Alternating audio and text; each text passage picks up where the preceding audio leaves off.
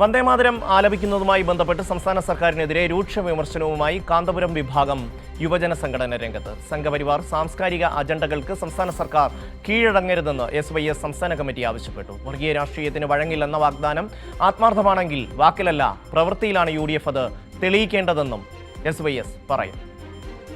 സംസ്ഥാന സർക്കാരിന്റെ സ്വാതന്ത്ര്യ ദിനാഘോഷങ്ങളിൽ വന്ദേമാതരം നിർബന്ധമാക്കിക്കൊണ്ട് സർക്കാർ പുറപ്പെടുവിച്ച ഉത്തരവ് തികച്ചും അപലപനീയവും ഭരണകൂടത്തിന്റെ അകസ്രവാദ രാഷ്ട്രീയം വ്യക്തമാക്കുന്നതാണെന്നാണ് SYS പ്രതികരണം. തെരഞ്ഞെടുപ്പ് കാലത്ത് സംഘപരിവാർ രാഷ്ട്രീയത്തിനെതിരെ വാചാലരാവുകയും മതേതരത്വ സംരക്ഷണ വാഗ്ദാനങ്ങൾ ചൊരിയുകയും ചെയ്തവർ ഇപ്പോൾ സംഘപരിവാറിന്റെ സാംസ്കാരിക അജണ്ടകൾക്ക് മുന്നിൽ ദയനീയമായി കീഴടങ്ങുന്ന കാഴ്ചയാണ് കാണുന്നതെന്നും രൂക്ഷമായി വിമർശനമുയർന്നു. നേരത്തെ സത്യപ്രതിജ്ഞ ചടങ്ങിൽ വന്ദേമാതരം പൂർണ്ണമായി ആലപിച്ചപ്പോൾ രാജ്ഭവന്റെ തലയിൽ പഴിചാരി ഉത്തരവാദിത്തത്തിൽ നിന്ന് ഒഴിഞ്ഞുമാറിയതാണ് സംസ്ഥാന സർക്കാർ. ഇപ്പോഴും സാങ്കേതിക വശങ്ങൾ പറഞ്ഞ് രക്ഷപ്പെടാനാണ് ശ്രമിക്കുന്നതെന്നും കാന്തപുരം വിഭാഗം യുവജന സംഘടന സംസ്ഥാന സർക്കാരിനെ കുറ്റപ്പെടുത്തുന്നു.